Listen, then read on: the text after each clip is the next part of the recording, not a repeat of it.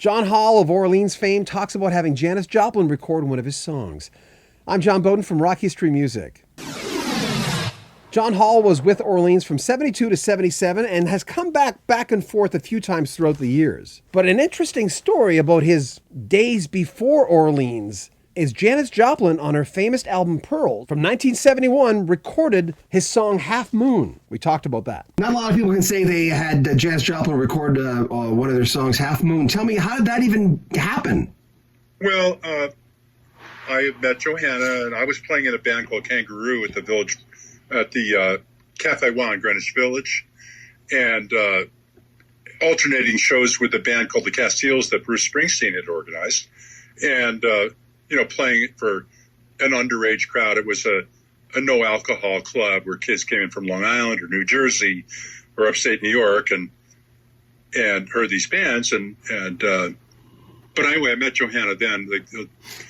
One of the singers and guitar players in Kangaroo was this woman named Barbara Keith, who wrote songs and made her own record for Warner Brothers. And she wrote a song that Delaney and Bonnie recorded called Free the People. And anyway, so her best friend was Johanna Shear at the time. And Johanna was writing for the Village Voice. And I met her and we started dating and wound up living together on the Lower East Side. And I was writing songs and making records and playing gigs. Johanna was being a journalist, and she did a good review of Janis Joplin's Cosmic Blues album, the first record after she left Big Brother and the holding company.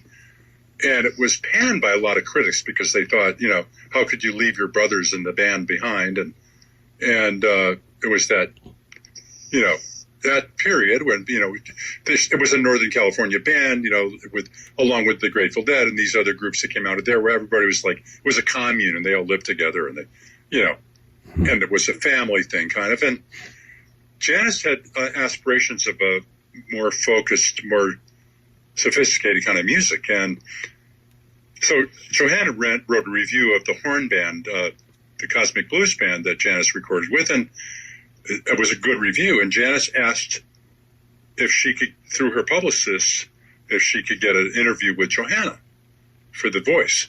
So I was going, that's cool, So Johanna left to go take the bus across town and do an interview at some Greek restaurant, have lunch with Janis Joplin. And I was going, well, that'll be a cool interview. And then a little while later, the door opened and comes Johanna with Janis Joplin behind her. And I was like totally surprised. It was before Christmas, and they had a good enough time at their lunch interview so that Janis just followed Johanna home and walked up the 3 flights to our walk-up apartment on East 9th Street, and we were sitting around singing blues versions of Christmas carols. And I remember we did a shuffle blues version of O Little Town of Bethlehem, sitting around, just hanging out and playing music with Janis Joplin. I mean, it was just otherworldly. What was your first impression of her? Was it what you thought it would be?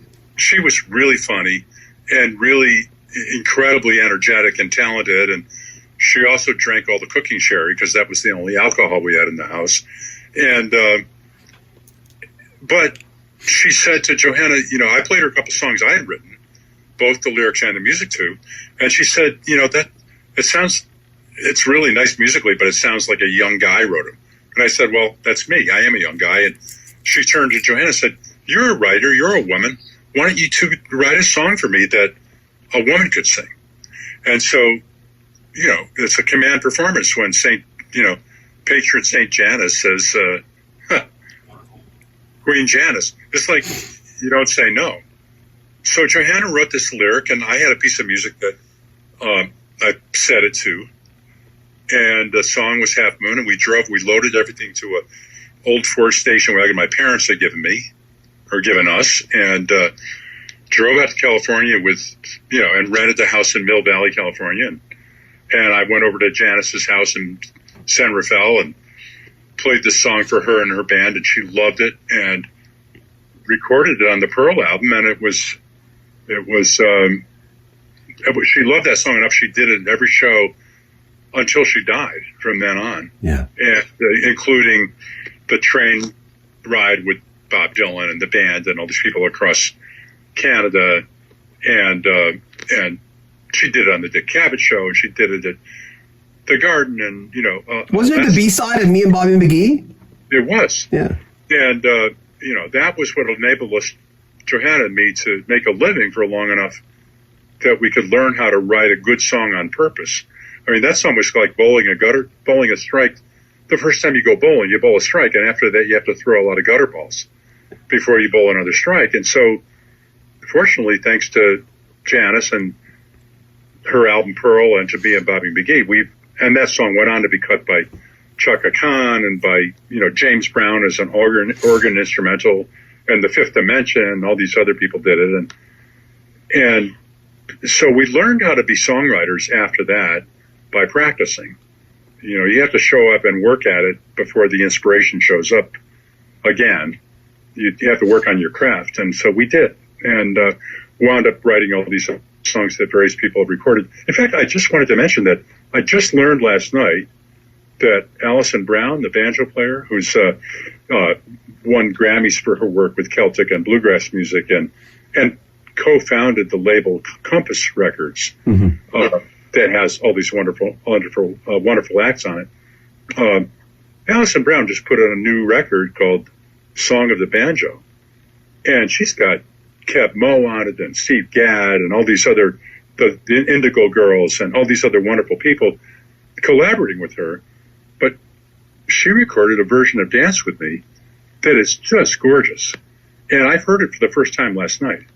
I mean, I was talking to somebody about Compass Records, and I went online and looked at their website, and I, because she was a co-founder of the label, I thought, well, maybe I'll check out what her new record is.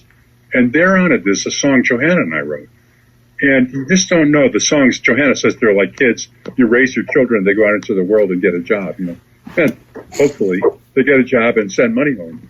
But more importantly, they send great music home. Yeah. And so that's the latest bit of excitement for my part. The other thing is that Jonell-Mosser and I, Jonell's a fabulous singer from Nashville, originally from Bowling Green, Kentucky, a great sort of soul, white soul singer. She sung backup with everybody from Delbert McClinton to Wynonna Judd, and but she's also written. Johanna and Jonell and I have written dozens of songs together. Johanna found a cassette tape in the back of a drawer of a performance in 1994 of just me and Jonell at the Bearsville Theater in Woodstock.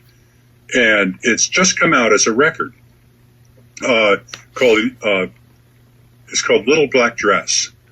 And you can find it on my Facebook page or Jonell-Mosser's. Well, actually, there's a Facebook page for Little Black Dress.